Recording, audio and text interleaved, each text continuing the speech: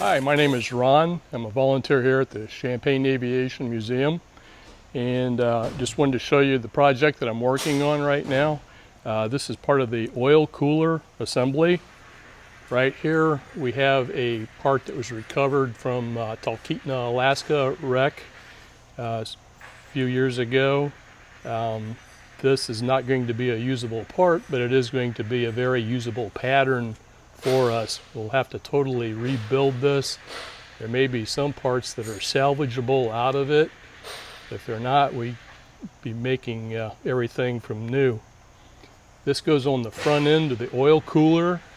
There's 4 oil coolers, one for each engine, and those oil coolers set in these cradles. So there's 8 cradles here. Some of these we were able to reuse. About half of them we had to totally rebuild from scratch, and fortunately we have the plans for those, the blueprints, so that we could make them to manufacturer specifications. As you might be able to see here, there's a strap assembly that's kind of mangled up here, and this is what the new ones look like.